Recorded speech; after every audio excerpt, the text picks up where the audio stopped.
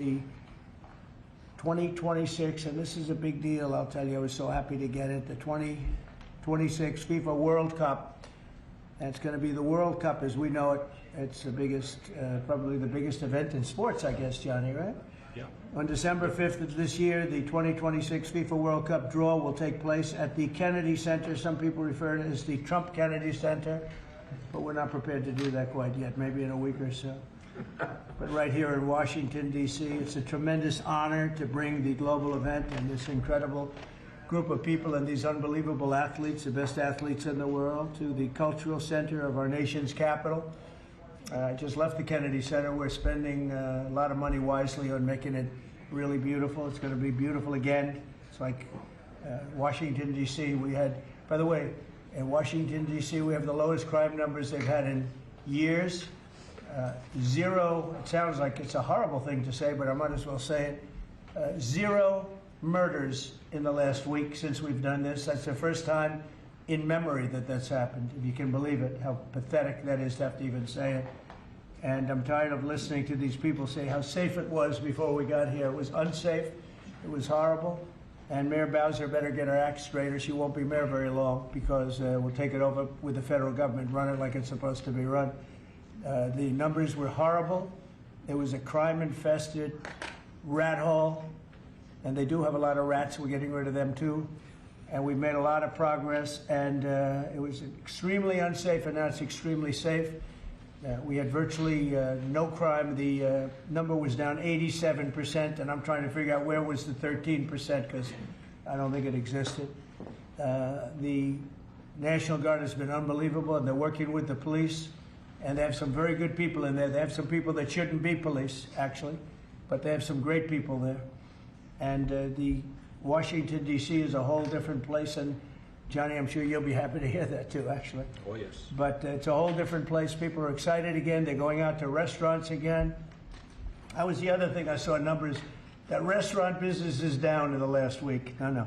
Restaurant business, you can't get into a restaurant. Just really lying people. And that's why people don't understand how bad and how dishonest the press is. I saw one poll that had us at 19% favorable on what we're doing with Washington. Then I saw another one that has us 94% favorable. And I can tell you the 94% is correct. The others are fake, just fake news. They got to get their act together. So bad for our country, so sick actually. So Washington, D.C. is really doing unbelievably well. And the Kennedy Center that we're fixing, I was just there all morning with contractors. We're making it unbelievable. It's going to be unbelievable. It's got great bones, but it needs a lot of work. The World Cup draw will set up the group stage of competition. 48 teams will play in 104 games across 16 North American cities, from Seattle to Vancouver to Atlanta to Miami. It's going to be so exciting for our country. The 2026 FIFA World Cup will be one of the largest and most complex events.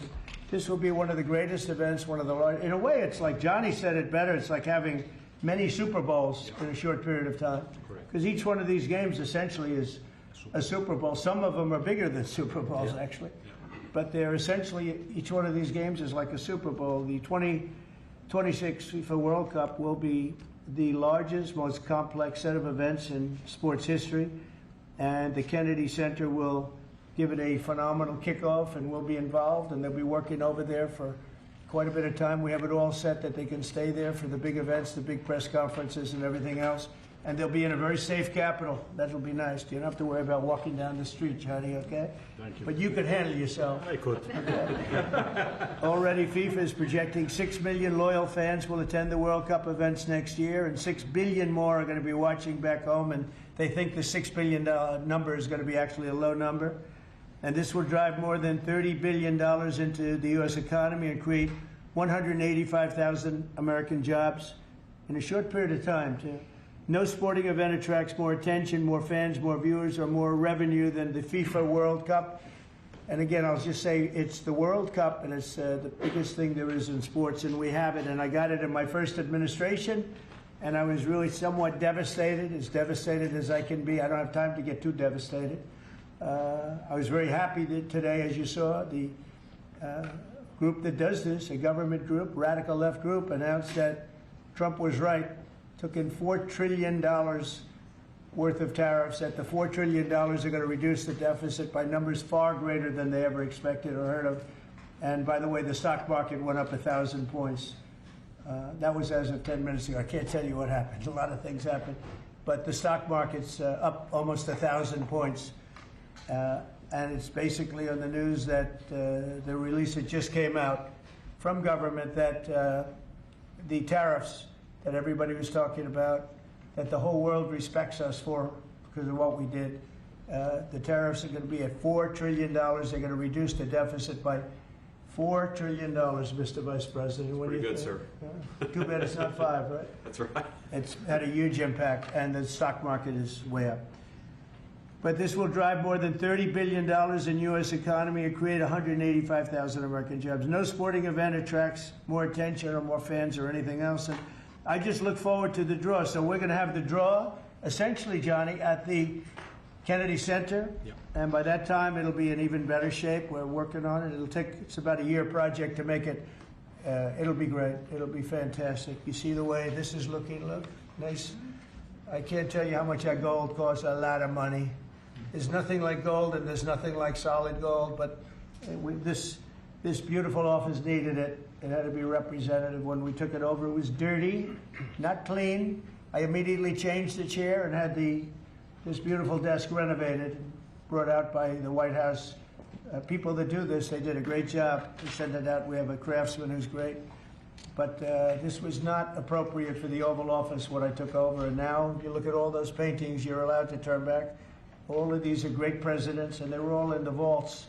They were in vaults for some cases much more than 100 years. And now they're proudly hanging on the Oval Office walls, and I can't imagine anybody changing it. But they were buried in vaults for over 100 years, many of them. So it's very exciting. People come in, they really love it. They love what we're doing here. They love what we're doing in D.C., and they love what we're doing, most importantly, in the country and the world. I'd like to ask Johnny to say a few words. He's the head of the whole thing. He's been there for a long time, probably the most respected man in sports. He's amazing, actually. Works very hard, and he's got the biggest event in the world coming right here to the United States. And a little, we did a little for Canada, we did a little for Mexico. We thought, see, I'm a good citizen. I said, let them have a little piece. So we gave a little to Canada, see how nice I am? And we gave a little bit to Mexico.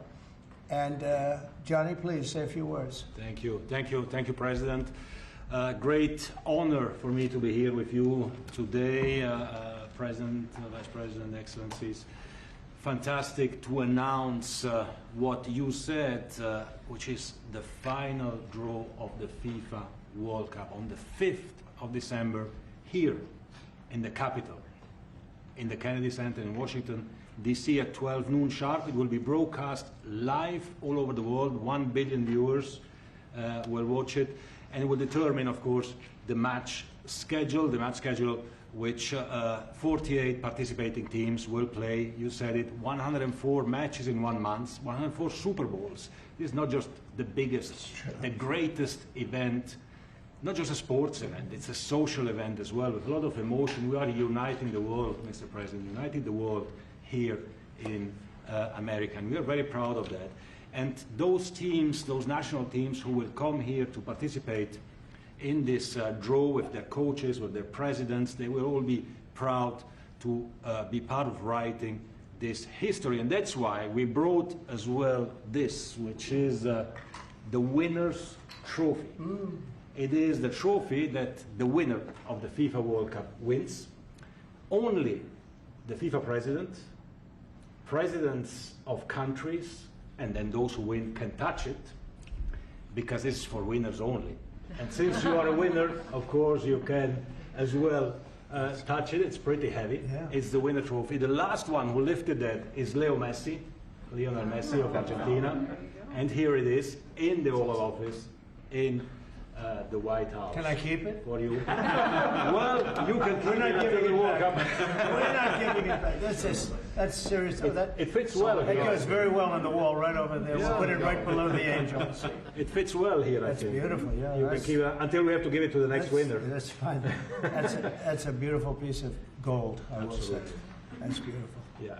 So 6 billion viewers for the World Cup, 6 million coming to the matches, 30 billion economic impact, 185,000 jobs. This will be absolutely fantastic. The biggest event ever, and everything will start here in Washington, D.C. at the Kennedy Center, or the Trump Kennedy Center. We'll see that, how it will be called, on the 5th of September at noon sharp. 5th of December, noon sharp. Then, if I may... Will they be doing most of the draws, all of the draws at the Kennedy? Well, how are you going to do that? Yes, we'll do that at the Kennedy Center. We'll do all the other meetings around it with the coaches, with the broadcasters, with the sponsors, everything at the Kennedy Center. The whole World Cup starts, and everyone will be happy because everyone has qualified for the World Cup, and they didn't yet play a game, so they didn't lose yet the game.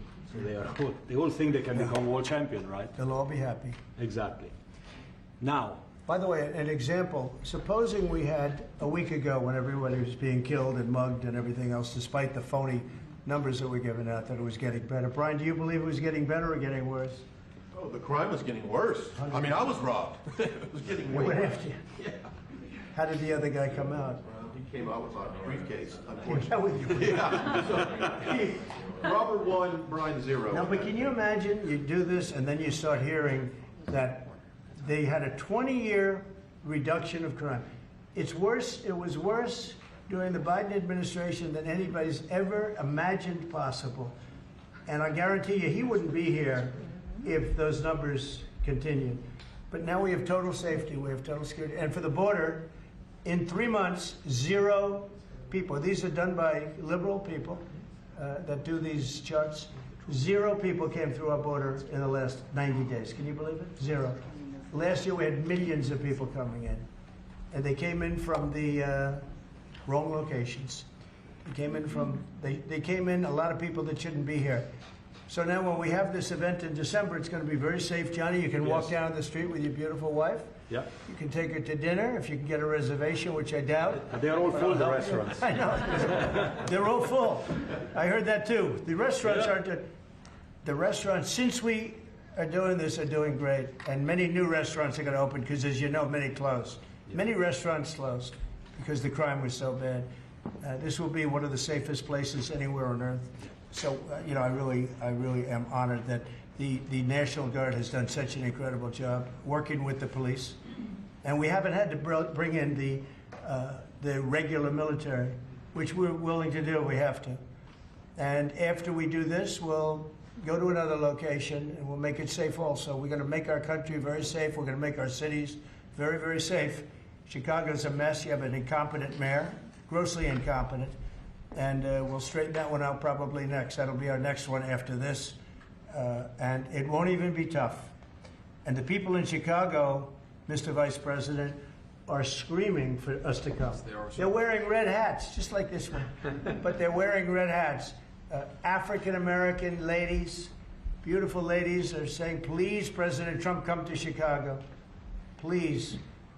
I did great with the black vote, as you know, and they want something to happen. So I think Chicago will be our next, and then we'll help with New York, and we're going to help with, and I think really, a lot of these people that you see on television, they are, including the people in this audience, they'll say bad things about me, and then they'll say, thank God he's here, because half of them got mugged, and they don't want to get mugged again. But they're, you know, they work for stupid people that are radical left, and they're made to do things and say things that they don't want to be saying. But the people right here are all happy because you're not going to be mugged in Washington, D.C. anymore. I just want to say Johnny's been my friend for a long time. He's an incredible guy, and we will lay out the red carpet. Andrew, you're going to be fantastic. Rick is going to be everything Rick ever touched has always worked out, and he's working with me on the Kennedy Center. And his very good friend was an actor on Broadway for 5 years, right? And I assume he's helping us a little bit, right? Yes. And Andrew, you're all excited about it? Absolutely. Would you like to say something? This is a great opportunity, Mr. President, to show off the first 250 years of the United States of America, the greatness, and then the hope and promise of the next 250 years. When you think this World Cup is going to be over our 250th birthday, Mr. President, your leadership, obviously, with FIFA leading the way. This is the largest sporting event in the history of the world under the Trump administration. So very excited. I just want to say one thing. Andrew Giuliani, so his father is Rudy, the greatest mayor in the history of New York, I think by far. He took a ravaged city, a city that was really under siege. Probably most people thought it was going to survive. He turned it around. He was a great, great mayor. And then they treated him very, very unfairly. You go back and tell your father all of the things that have come out over the last couple of months through Tulsi and through all of the people, Cash, everybody. They've proven your father 100% correct. His father was treated so unfairly. Your father has been 100% correct. And tell him we all love him, okay? Thank you, Mr. President. It's been amazing. What he had to go through was very, very unfair. Nasty. These are bad people. Mr. Vice President, would you like to say something? Well, sure, Mr. President. Thank you, and thanks to Johnny for being here. We're very thrilled about the World Cup. Just to echo something the President said about crime in Washington, D.C., this is the national capital of the greatest nation in the world, and we had murder rates just a few weeks ago that rivaled some of the worst third world cities anywhere, even in very, very poor regions of the world.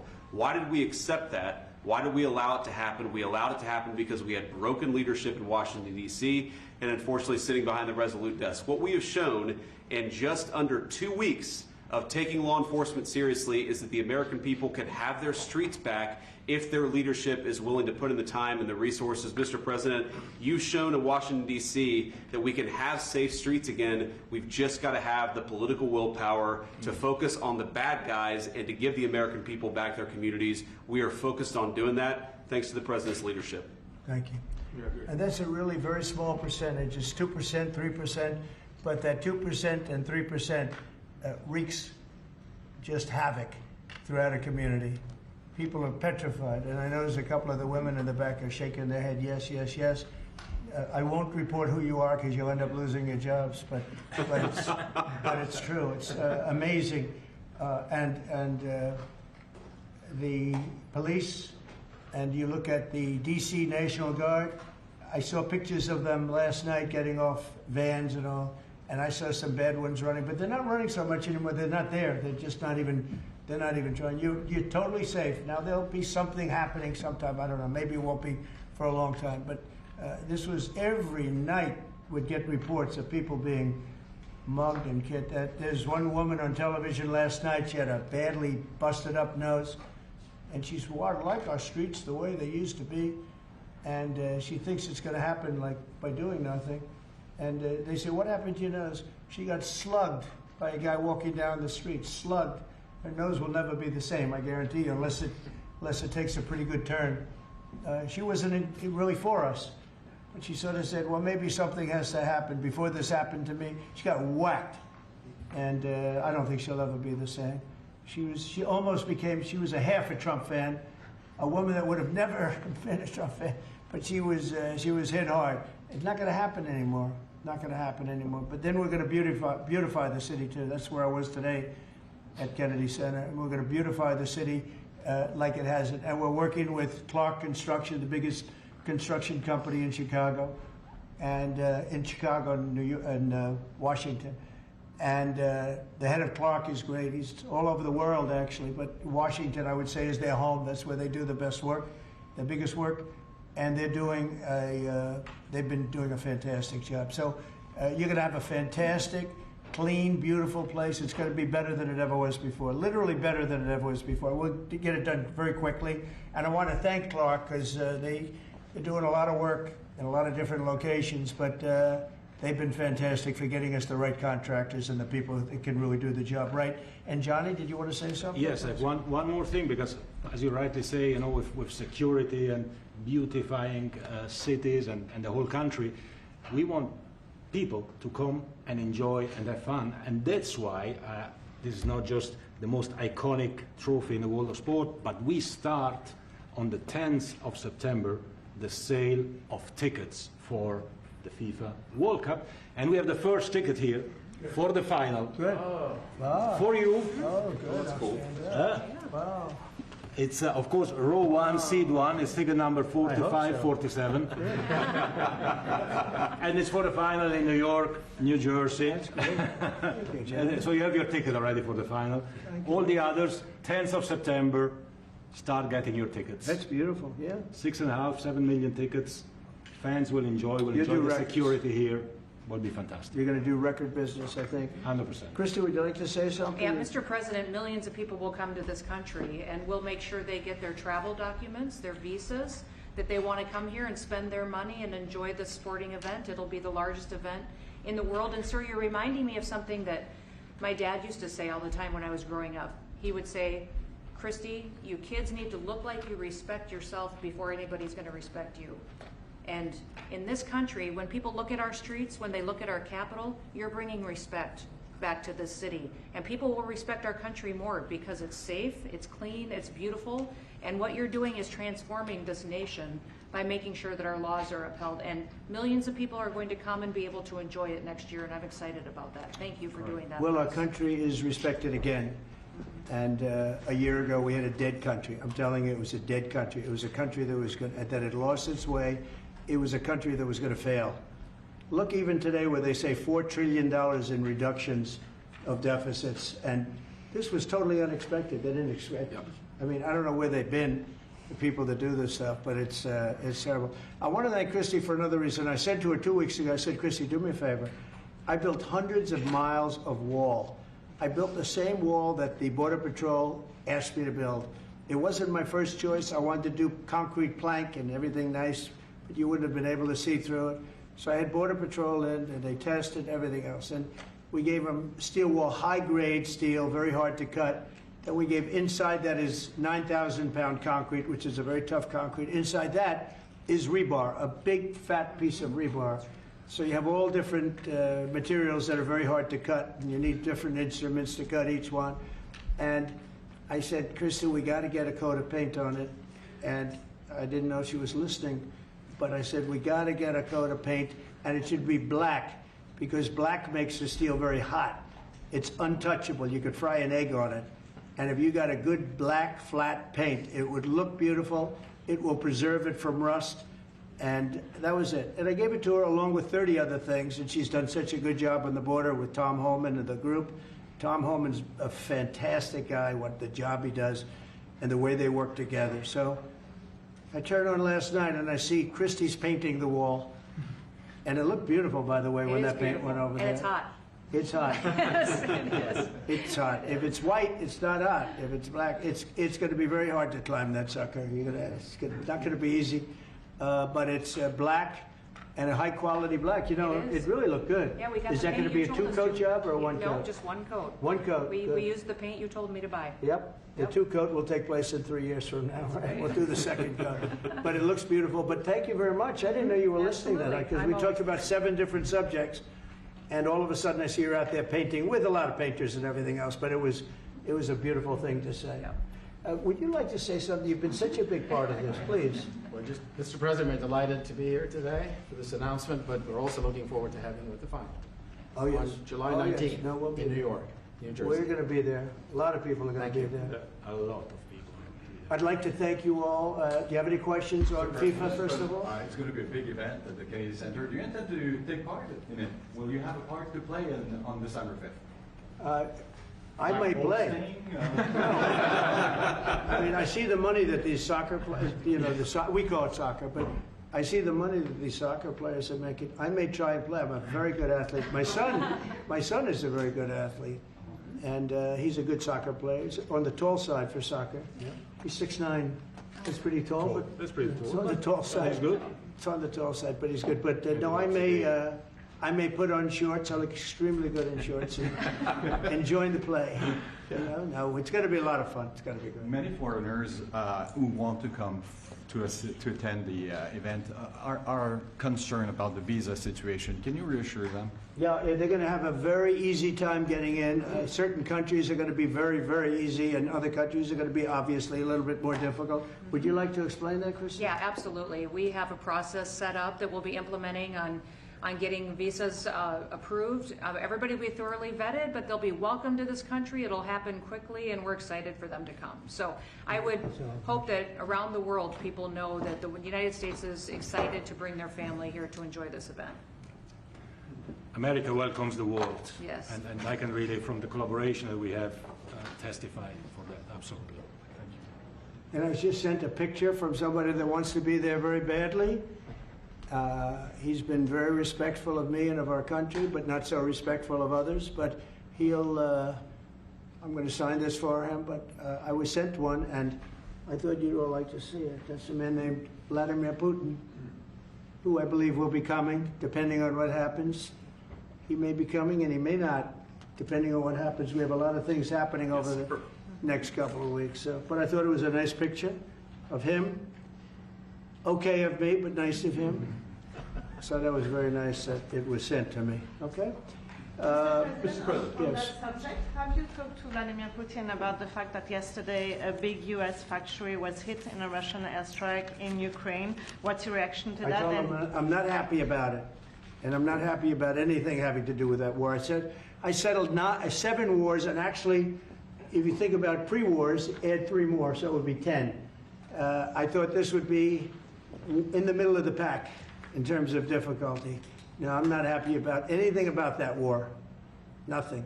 Not happy at all. We'll see what happens. I think over the next 2 weeks, we're going to find out which way it's going to go. And I better be very happy. Mr. President, a very good call with Prime Minister Carney of Canada yesterday morning. Yes. Actually, Canada is taking away some retaliatory tariffs. He's So- removing his tariffs, yeah. Exactly. He's removing his retaliatory tariffs, which I thought was nice. And we're going to have another call soon. Yeah, we had a very good call. You're getting closer towards an Well, I like agreement on him. trade? I like him. You know, look, I'm fighting for the United States. Canada and Mexico have taken a lot of our business over the years, over 25, 30 years, especially during the Biden years. They took a lot of our business, and it's basically all coming back into the United States now. Well, hot as a pistol, and it's coming back in. Because of tariffs and the incentives we give, it's coming back. And it's impossible, I think, for another country to stop it. And we are working on something. We want to be very good to Canada. I like Carney a lot. I think he's a good person. And we had a very good talk yesterday. So I think it'll be good. Mr. President, I have a question about the search of Ambassador Bolton's home. The Vice President recently just did an interview saying that it's about classified documents, but that there's also broad concern about him. What are the concerns? Well, that I you haven't have? spoken to Pam and the group yet, but I will be. I saw that just like everybody else. I try and stay out of that stuff. I'm allowed to be, and I'm chief law enforcement officer, believe it or not. You know, I don't like to go around saying that, but I am. That's the position. But I purposely don't want to really get involved in it. I'm not a fan of John Bolton. I thought he was a sleazebag, actually. And he suffers major Trump derangement syndrome, but so do a lot of people, and they're not being affected by anything we do. I don't know anything about it. I just saw that. I'll find out about it. But if you believe the news, which I do, I guess his house was raided today. But my house was raided also, called Mar-a-Lago. They went through everything they could, including my young son's room and my wife's area. They went through her drawers, as the expression goes. They went through everything you can imagine. And when she came back, she said, she's very neat, you know, she's meticulous. And she looked and she said, whoa, this wasn't the way that she had it. So, you know, so I know the feeling. It's not a good feeling. Thank you. Mr. President, on Ukraine, how long will you give Putin? A couple of weeks. We're going to figure it out. We'll find it. Do you think you'll have to intervene at some point? Look, it takes 2 to tango. You understand that. I wanted to have a meeting with those 2. I could have been at the meeting, but a lot of people think that nothing's going to come out of that meeting. You have to be there. Maybe that's true. Maybe it's not. But we're going to see. In the meantime, people continue to die. But I've solved 7 of them where they were in wars for 31, 35, and 37 years. We had 3 of them that were for more than 30 years, Johnny, and I got them solved. And we solved one that could have been a nuclear war with India and Pakistan. That was getting ready to be a nuclear war. I solved them all. And this one, I thought we would have had it done by now, but it's more different. There's a lot of anger, a lot of hatred. There's a tremendous amount of hatred there. So. But we'll see what happens. I think in 2 weeks we'll know which way I'm going. Because I'm going to go one way or the other. And they'll learn which way I'm going. Mr. President, if I got 2 questions for you. One on FIFA, the other one on DC. Can you talk about the economic impact that FIFA will have in these cities, and what's your message to the mayors to get their cities prepared, not only the beautification process, but also the safety aspect? Well, Los Angeles is an example. You know, it's poorly run. We have a mayor there that can't even get permits to the people that lost their houses. Lee Zeldin got every permit. The hardest permit is the federal permit. Within 20 days, every single permit was there for the people to build their houses. But people are writing us and they're saying they won't give us. The mayor is incompetent. The governor is incompetent. You know, Gavin. I know Gavin very well. He's an incompetent guy with a good line of bullshit, and he doesn't get the job done. And frankly, those people want to build their houses. It's terrible. They could have been built. Some of them could have been built already. But think of it: the federal government that has the most complex part, and it's the most complex environmental thing to do. We got it. Everybody had it within 30 days. And they're not even close to getting their permits. And now they're talking about taking some of those sites and building low-income housing on them. These are high-end neighborhoods. And I'm all for low-income housing. I built a lot of low-income housing. I know all about 236. I know every program that there is in the government. I used every one of them. I know more about low-income housing than probably almost anybody. And it's great. It's fine. It's wonderful. But you don't build it in Pacific Palisades. You don't build it there, and you don't build it in the other areas that burned down. So they're talking about putting up low-income housing. And you talk about riots. They're going to have riots if that happens because you're taking the people's property away. They want to build their houses, and they're unable to get permits from the mayor and from the governor. And that's a terrible thing. But, and let me tell you, if I didn't send in the troops in Los Angeles, Johnny wouldn't be in Los Angeles. You wouldn't be having your World Cup there. I sent in the troops and we kept it. And even the police commissioner, the sheriff and the police commissioner, they all said the same thing. They said, we could have never handled what was happening. You saw that, you were there. He said, we could have never handled what was happening. And then you hear Gavin Newsom, after it's all quelled, you hear Newsom get up and say, we could have done this for ourselves. No, they couldn't have. And if they could have, I wouldn't have taken the chance either. Okay, my second question is on crime prevention. Would you be open to expanding the national concealed carry to apply to D.C. like it does in other states like Texas? Yeah. Well, they have it in some states and they feel strongly about it. As you know, I'm in favor of it. People have to protect themselves. I'm a Second Amendment person, very simply. People have to be able to protect themselves. Especially like in Washington, you walk down the street, a guy comes up and slugs you. He's got a pistol in his hand. You can be tough, you can be in great shape, you can be a powerful person, or you can be a guy that weighs 100 pounds with a gun in your hand. Right. And I'll bet on the guy with a gun 100% of the time, right? And so you need protection. So I'm a Second Amendment person all the way. Yeah, please. President Trump, you said this morning that you were working with Congress to get $2 billion to help clean up DC. Have you had any conversations with Mike Johnson and John Thune about where they're going to get that money from? Which money? You said this morning that you're going to get $2 billion from Congress to help clean up DC. Yeah, I've spoken to Mike Johnson. I've spoken to John Thune, the Senate, the House, and I think it's going to be very easy to get. It's going to be not a lot of money. I wouldn't even know where to spend the number that you mentioned, but it's going to be money to beautify the city. Yeah, they're ready. Everybody wants to save DC. In one way, it's the easiest. The violence was more than any other city in the country, actually, by far. It may have been more than any other city in the world. If you could think, we looked at some of the worst cities in the world, it was worse. And that's why it angers me to see the mayor saying about how they have it on the slide. Not on the slide, it was worse than ever. Yeah, we have no problem getting that money. That money will come out of Congress. I think it'll be even bipartisan. And is the plan I would imagine Democrats would vote for that one. Is the plan to get it before the September 30 spending deadline on the Hill? Well, I don't know if there is a deadline, because if I declare a national emergency, which this was, that ends the deadline.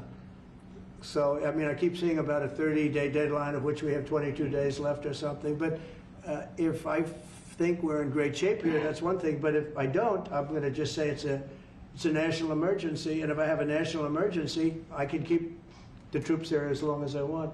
If people are not going to want to have the troops in 30 days, it's one thing to get them out. It's another thing to keep them out for a long period of time. You've got to train people. You can't do this. You can't bop people over the head. And a lot of those people are in courts right now, going to court. They're going to go to jail for a long time. So that's going to take more than 30 days.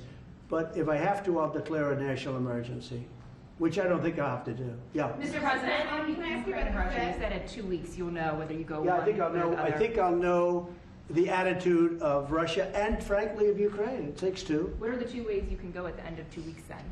Well, then I'm going to make a decision as to what we do, and it's going to be a very important decision. And that's whether or not it's massive sanctions or massive tariffs or both, or do we do nothing and say it's your fight? Look, I would have never been in this war if I were president. You wouldn't have had this war. It was never going to happen. This was caused by stupid people that fought. And you know, people say, well, how do we know? Because for 4 years, it was never even a subject. And Vladimir knew, and you see his picture right here. It was nice that he sent, but Vladimir knew very strongly we wouldn't have stood for it. It wouldn't have happened. 100% wouldn't have happened, but it did happen. And now they're losing from 5 to 7 young kids. Think of it, you're a parent and your son is leaving. He's Russian or he's Ukrainian. And he's leaving and they're waving goodbye. Nice, beautiful kid. Nice crew cut, all set. He wants to be a soldier. And goes there, first week he has his head blown off. And he's no different than you people, me. And it doesn't matter where. I mean, I solved a problem in the Congo that was vicious. Rwanda and the Congo, the Republic of the Congo. And they were fighting for 31 years, and it was machetes. People were getting their heads chopped off. That was going on for 31 years. I got it solved. You saw it. They came to the White House, we signed an agreement. It was amazing. People can't believe we got it done. I love to stop killing. I really do. People thought it would be just the opposite. Hillary Clinton said, oh, he'll get us into a war. No, I'm getting everybody else out of wars. Are you saying there's a real possibility then that you do nothing if Putin doesn't come to the table for a ceasefire or try to end the war? I'll see whose fault it is. If there are reasons why, I'll understand that. I know exactly what I'm doing. We're going to see whether or not they have a meeting. That'll be interesting to see. And if they don't, why didn't they have a meeting? Because I told them to have a meeting. But I'll know in 2 weeks what I'm going to do. I have pretty good ideas. Your Justice Department is also sending some of the Epstein files over to the House Oversight Committee today. Are you in support of them releasing all of them? I'm in support of keeping it open. If they wanted to release, people shouldn't be hurt, but I'm in support of keeping it totally open. I couldn't care less. You got a lot of people that it could be mentioned in those files that don't deserve to be. You know, people, because he knew everybody in Palm Beach. I don't know anything about that, but I have said to Pam and everybody else, give them everything you can give them, because it's a Democrat hoax. It's just a hoax. The whole Epstein thing is a Democrat hoax. So we had the greatest 6 months, 7 months in the history of the presidency, and the Democrats don't know what to do, so they keep bringing up that stuff. But it affected them. Bill Clinton was on his plane and went to the island supposedly 28 times. I don't want to bring that up, frankly. You have Larry, whatever his name is, Summers, the head of Harvard, who was Jeffrey Epstein's best friend. Nobody ever talks about that. I mean, but I don't want to hurt Larry Summers, but he was best friends with Jeffrey Epstein. No, this is a Democratic hoax to try and get the significance of what we've done over the past 7 months. Nobody's ever seen anything like it. They say it's #1 in history. What we've done, including stopping 7 wars. I mean, just include that. And now you look at the stock market today. It's way up to start off with from where I took it. And this market was going to crash. If Joe Biden or Kamala were president, this market we would have had a crash like in 1929. You're not going to have that. It's only a question of how high is it going to go. You know, I had the strongest economy in the history of our country. And despite COVID, we had the strongest economy in the history of our country. And we're going to blow it away this time. I was always good at making a lot of money. And whether it was for myself or whether it was, I like doing it this way better. I mean, I like making it for the country. Our country's been ripped off by friend and foe, nations all over the world ripped off. And the friends have been much worse than the foes for the most part. And they're not ripping us off. We just signed a deal with the European Union. They're paying us essentially $950 billion, like a signing fee. They're going to buy $750 billion worth of energy. They weren't buying much of our energy there. And they're very smart in doing it. And as you know, Ursula was here a couple of days ago having to do with the people, the leaders that we had a great People said they've never seen anything like it. Well, we had the leaders of Europe right here in the Oval Office. And she's so happy that she has an agreement. But people aren't ripping us anymore. We're run by, this country is run by smart people now. Mr. President, in Israel... Two questions. One is that Intel. There have been reports that you're considering taking a stake in Intel. Can you tell us About the 10%? About the 10%. Yeah, I met a man. He was a very nice man, and I called for his removal because I saw something by a man named Tom Cotton, a senator from Arkansas. He's a great guy, friend of mine, supporter of mine, big supporter. I'm a supporter of his too. And he wrote a pretty nasty story about the head of Intel. And I said, well, if that's right, he should resign. And he came in, he saw me, we talked for a while. I liked him a lot. I thought he was very good. I thought he was somewhat a victim, but you know, nobody's a total victim, I guess. And I said, you know what? I think the United States should be given 10% of Intel. And he said, I would consider that. I said, well, I'd like you to do that because Intel has been left behind, as you know, compared to Jensen and some of our friends, NVIDIA, some of the people, and the people in, because Intel should have never been. Intel was the biggest, most powerful chip company in the world. And then they started leaving. And they started going to foreign countries, in particular Taiwan. And if we had a president that would have said, okay, you can go to Taiwan, but we're going to put a 100% tariff or a 200 or 300 or a 500% tariff, anybody that sells into the United States has to pay. They wouldn't have left. They would have never left, and we wouldn't have. So in the meantime, we had people that were, in some cases, good politicians that weren't good on trade. I loved that man, but he was not good on trade. I totally disagreed. He allowed the car industry to be taken out of this country. We lost 50% of our car industry.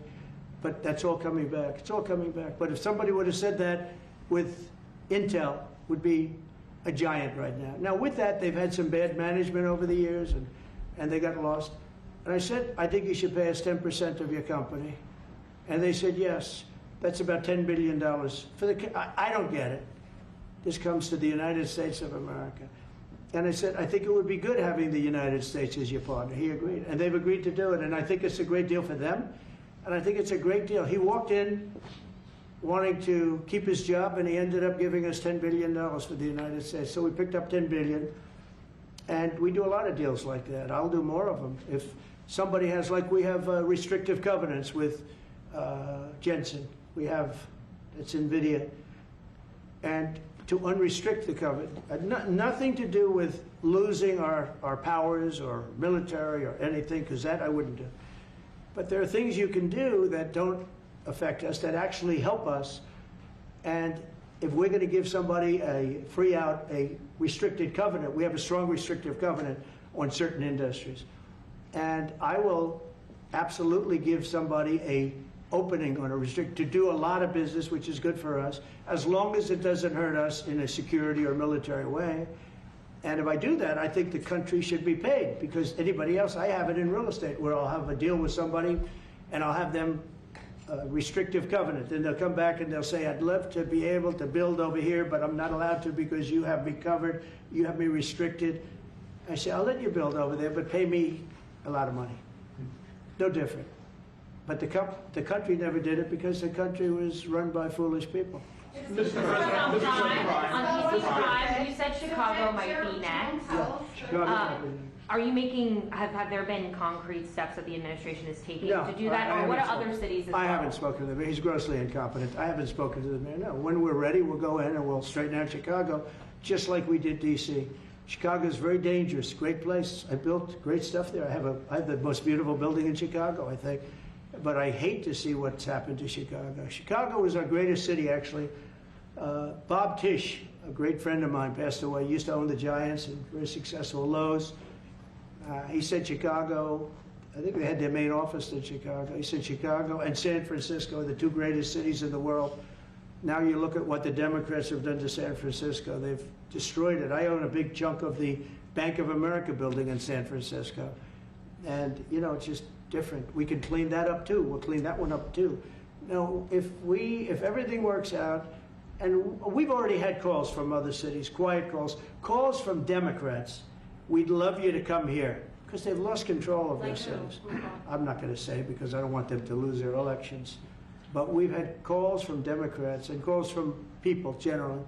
We'd love you to come here because we'll straighten out the problems. Mr. President, in Israel, the families of hostages in Israel, families of hostages are opposed to the reoccupying of Gaza. Why is the U.S. still Well, not supporting all of them. And you have to understand, I'm the one that got all of the hostages out. You got a lot of people out. If it wasn't for me, they wouldn't be out. I worked with Bibi and I worked with Steve Witkoff. But if it wasn't for me, you would have all these hostages would most likely be dead right now, every one of them. So they all come up here. They come in groups of 10, 12, 13, and many of them, and I've gotten to know a lot of them. They're great people. What they had to go through is incredible. But so now they have 20, but the 20 is actually probably not 20 because a couple maybe aren't around any longer. It's a terrible thing. No, I don't like anymore. I said, you know, when you get down to 20, they're not going to make deals anymore. And they didn't. And then I put out a statement, as you know, that was a tough statement, go in and get them. And they said, we'll give you 10, we'll give you 10. I don't know what Israel's doing, but they were willing now immediately to give us another 10. The situation has to end. It's extortion and it has to end. And we'll see what happens. I actually think they're safer in many ways if you went in and you really went in fast and you did it. And people can't forget October 7th, remember that. I'm friendly with all groups. I won the Arab vote in Michigan. I did so great with the Arab vote, remember? I started off at 0, I ended up winning. I wouldn't say the candidate was the greatest, but I would have won against anybody. They're great people. But we have to do things properly. And you know, I'm very proud to say I got the hostages out. You have hundreds of people that are living now because of me. And now we have that final little group of people. And Hamas knows that if they give them, that's probably the end of their lives. So it's not easy to get. And I know if you're a parent, you just don't care. I want my baby back. They want their babies back. They want their kids back. And I understand it. But I got them out and did a good job. And we're doing everything we can to get the hostages out. Thank you all very much. Yes? So Jackson Hole, Jay Powell today said, he suggested that they might cut interest rates, but they never proceeded. Well, we call him too late for a reason. He should have cut him a year ago. He's too late. You know, we have a stock market that's up 1,000 points today. I better be careful because I'll go out there and I'll see it's down 1,000, right? But it's up 1,000 points when I came in here. We have a country that the market's the hottest it's ever been. The country's better than it's ever been. We have a military that I rebuilt largely in my first term. We had a great, successful first term, but this is going to be even better. But we rebuilt it. We gave a lot of it away to Afghanistan, but relatively small compared to the overall. But I think it was the most embarrassing day and period in the history of our country that they allowed those 13 wonderful people, but it's really hundreds of people were killed. And they don't talk about the 48 that was so severely wounded with no legs, no arms, nobody ever mentions them except me. But that was the worst day, the most, it just showed how incompetent. Frankly, if that didn't happen, I really believe that you might not have had the problem with Russia. I think Putin was sitting there watching these stupid people running our country and said, this is a time to invade. It's, this is a time. And then Biden made the statement, well, he can do a small incursion. When he said that, it was off to the races, right? When he said he can do a small incursion, remember that? I was surprised he knew the word incursion. I didn't think he had that good of a vocabulary. I want to thank everybody. It's very important to me and to everybody up here, the World Cup. And Johnny has been so incredible. I mean, he's really a great leader. I mean, to think, I said, Johnny, do it by phone. You don't have to come. No, he said, I'll come. And he flew all night long to be here and listen to this about how great we're doing in D.C. But he's a fantastic leader, and this will be your most successful World Cup ever. Thank you, Jim. Thank you so much. America win. Yeah, can we win it, Mr. President? I don't know. That's I watch some of those teams go right. They go down that field. I don't know. But let me ask you: what chance does America have of winning? Well, the home team always has a good chance to win. It depends See, how he's it a good starts. No, but has some good players. We have a shot. Of course, you have a chance. Will Barrett be going to any of the games, Mr. President? I'd love to have him. He'd love to. He's very tall. Maybe we could make him a goalie. The goalies are very tall now, right? I Yeah, know. goalies are very tall. The goalies, well, he'd be a perfect goalie. At his, 100%. at his height, he'll be a great Yeah, goalie. exactly. So we'll put him on the American team. Yeah. No, but Goal. do the Americans have a chance of like getting into the quarterfinals? Yes, right? definitely. No, Yeah. the quarterfinal, definitely. But then, you know, as the tournament goes on with the public 250 years of United States, let's not forget, they will all feel energized about that. You know, it's amazing. The talent is really great when you watch these things. I went to the game 2 weeks ago, and it was a big upset. But you look at these people; the way they pass it. It's amazing, really amazing. It's a great art, right? Yes, It's a great talent. It is incredible. You know the expression. Out of the hat?